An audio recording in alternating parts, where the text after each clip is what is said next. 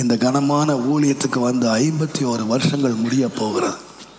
அந்த காலத்தை நான் திரும்பி பார்த்தேன். எப்படி இன்றைக்கி நைட்டு ஆயிரக்கணக்கான மக்கள் மத்தியில் நின்று நான் பிரசங்கம் பண்ணுறேன்.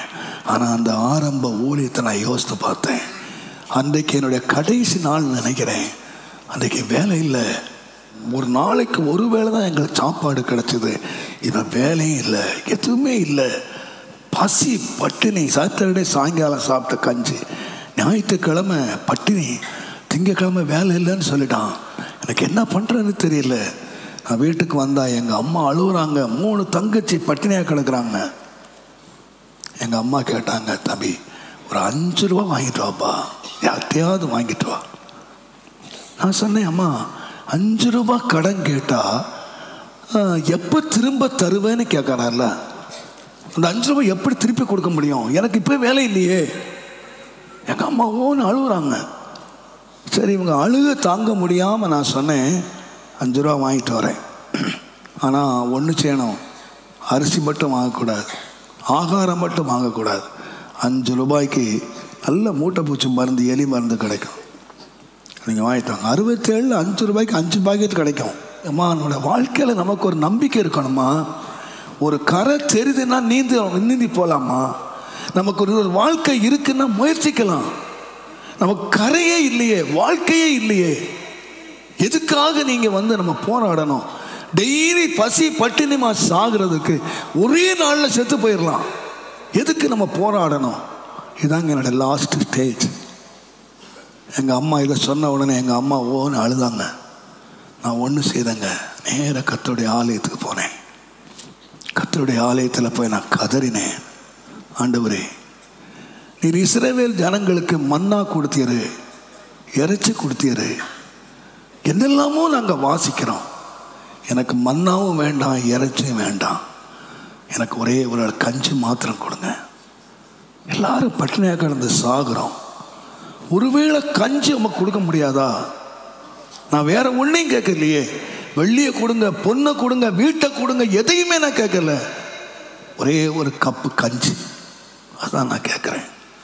ஆண்டவர்கிட்ட அழுதேன். சில மணி நேரம் ஆண்டவர்கிட்ட நான் கதறினேன். நான் நினச்சேன், இதுதான் என் வாழ்க்கையோட கடைசி நாள் நினச்சேன். ஆனால் எனக்கு ஒரு நல்ல ஒரு சத்தம், நீ வீட்டுக்கு போ. நான் நம்பிக்கை இல்லாத, நான் யாரோ சொல்கிறாங்கன்னு வீட்டுக்கு வந்தேன். எங்கள் அம்மா கையில் 30 ரூபா இருந்துச்சு. நான் கஞ்சி கேட்டேன். ஆண்டவர் 30 ரூபா எப்படி தந்தார்? அது ஒரு பெரிய ஸ்டோரி. எங்கள் அம்மா அந்த கதையை சொல்லிக்கிட்டு இருக்கும்போதே எனக்கு ஆண்டவர் சொன்ன ஒரே ஒரு வார்த்தை, யோவான் எழுதின சுவிசேஷம் 13ஆம் அதிகாரம் 7ஆம் வசனத்திலே சொல்லப்படுகிறது.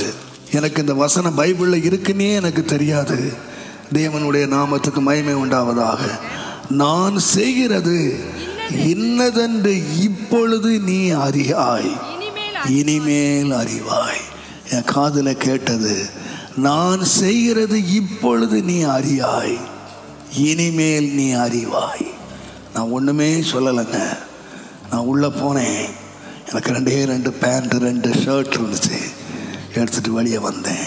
எங்கள் அம்மா எங்கேப்பா போகிறேன்னு கேட்டாங்க. அம்மா, நான் வீட்டில் இருந்தால் உங்களுக்கு 3 ரூபா கிடைக்கும், ஆனால் வெளியே போனால் 30 ரூபா கிடைக்கும். தேவன் உங்களை நடத்துவார். அடுத்த வேளை சாப்பாடு எப்படி வரும் எனக்கு தெரியாது. என்னை நம்பி இருக்கிற 5 பேர் எப்படி சாப்பிட போகிறாங்கன்னு தெரியாது. அவங்க என்ன செய்ய போகிறாங்கன்னு தெரியாது. நான் சனிக்கிழமை சாப்பிட்ட சாப்பாட்டோடு கடுமையான பசியில் நான் இருக்கிறேன். நான் சாப்பிட்டு போகிறேன்னு கூட சொல்லலை. அன்றைக்கு 153 மீன்கள் வலையில் கிடைச்ச போது அந்த வலையை விட்டுட்டு வெளியே போனது போல ஆண்டவருக்கு அற்புதமாய் தந்த 30 ரூபாயை நான் விட்டுட்டு பஸ்ஸு கூட 10 பைசா வாங்கி கொள்ளாமல் என் பேக் எடுத்து நான் வெளியே வந்தேன். எங்கள் அம்மா அழுதுகிட்டே வந்தாங்க. எங்கடா போகிற, என்ன செய்ய போகிறடா, நான் உன்னை வருத்தப்பட்டிருந்தா மன்னிச்சுக்கடா, நான் உனக்கு ஏதாவது சொல்லியிருந்தா மன்னிச்சுக்கன்னு சொல்லி அழுதாங்க. அம்மா, நீங்கள் வருத்தப்படவே படாதீங்க. இனிமேல் தேவன் செய்கிறதை நாம் அறிவோம். கர்த்தர் செய்வார்.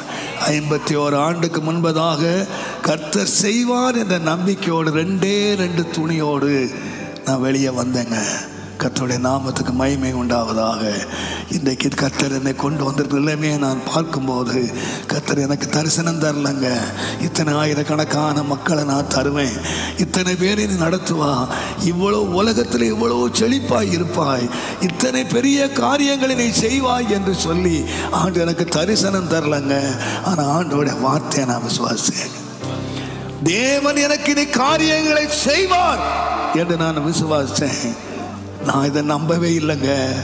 இது என் புத்திக்கு எட்டாதுங்க. உங்களுக்கு ஒரு வழி எப்படிங்க தெரியாது. என்னை ஒவ்வொரு நாளும் கதற பண்ணுகிறேன்னு தெரியுமா? தேவன் என் புத்தி கெட்டாத இதுவரைக்கும் செய்தார். ஆண்டவரே, என்னை இம்மட்டும் கொண்டு வந்ததற்கு நான் ஏமாத்திரம், என் வீடு ஏமாத்திரம். ஆனால் இதோடு நிறுத்திட போறதில்லை ஆண்டவரே. என் வீட்டை குறித்து வெகு தூரத்து காலத்து செய்தியை தேவன் எனக்காக வைத்திருக்கிறார். நான் எதையுமே நான் காணலைங்க, நான் எதையுமே தரிசிக்கலைங்க. பட் ஐ பிலீவ் என் தேவன் உயிரோடு இருக்கிறார். என் தேவன் உயிரோடு இருக்கிறார். நீ அவிசுவாசியாயிராதே. ஃபெய்த், என்னை விசுவாசி. இன்றைக்கு நீ எந்த நம்பிக்கை, வாழ்க்கையே நம்பிக்கை வந்திருக்கலாம். நம்பிக்கையின் தேவன் உனக்கு முன்னாக நின்று கொண்டிருக்கிறார். தேவன் யார் முன்னாலே வந்தார் தெரியுமா? நான் இயேசுவின் நாமத்திலே தாழ்மையா சொல்லுவேன். பயத்தோடு நின்ற மக்கள் மத்தியிலே, முகத்தோடு நிற்கிற மக்கள் மத்தியிலே, நம்பிக்கை இழந்த மக்கள் மத்தியிலே தேவன் என்றார்.